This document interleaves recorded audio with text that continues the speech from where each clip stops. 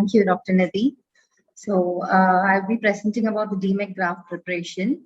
And it's always good to choose an older tissue, preferably between 55 and maybe 50 and 65 years old, because the younger the tissue, then you're going to have a very tight scroll in the anterior chamber, and it's not going to unscroll. And specular counts more than 2,500 cells per cubic millimeter would be good. Soham, are you able to play my video? Yes. Okay. Is it visible? Yes. Audio? So you place the donor tissue on a Teflon block and stain it using trypan blue. And it is mandatory to remove all the peripheral tissue. You do a partial trephination of about maybe 9 to 11 millimeters. And again, we need to choose the graft size depending on the recipient eye's size, because if you're going to have too big a graft, then it's going to be difficult to unfold in the anterior chamber. So you size the graft accordingly and make sure you remove all the peripheral tissue, because if you're going to have peripheral tissue, it's going to be difficult to feed the graft and you might have some kind of tears. And it's also good to have a clear rim and not have any iris tissue or any other tissue sticking to it in the edge. And using a Sinskey hook, gradually lift the edge and just make sure it gets freed from the underlying stroma. And always use a non-toothed forceps and gently peel the graft towards the DM towards the center, say about 3 to 5 millimeters towards the center, in a very gentle and slow movement, and it has to be parallel to the tissue. Do not lift the DM. If you're going to lift the DM, it's going to cause tears. So we need to gently pull, and once you feel some friction, then you can turn the graft towards the other side and again continue the same thing and peel it.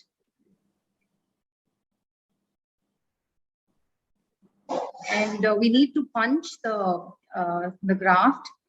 Fold the tissue towards the center and punch the graft. While punching, make sure you do not punch the DM as well. And once the punching is done, use a wet sponge and float the tissue back to its position.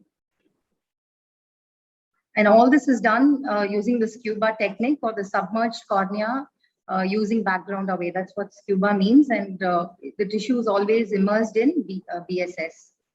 And always make sure you drop the saline or the BSS towards the periphery and not directly on the tissue in the center. And the hinge of the punch that we have made is lifted gently, and make sure you dry it completely with a wet sponge before we do the marking. Because when you have a lot of fluid there, it's going to cause a lot of smudging, which will again make it very difficult to visualize the graft in the anterior chamber.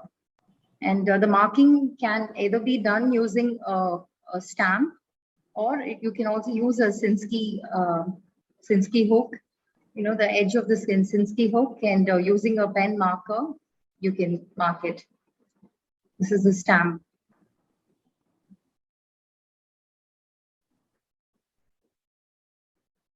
And even before you close the hinge flap, make sure it is completely dry, just to avoid any smudging. Now the graft is again placed on the endothelial side up, and a trephine of about 8 millimeters is done. And the periphery is removed very gently.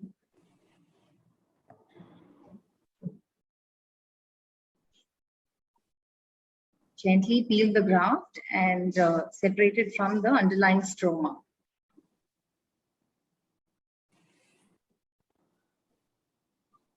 We need to stain the Descemet's membrane for about 60 seconds and then float it freely. You can either remove it like this with a forceps, with a non-tooth forceps, or you could just directly put it into the saline.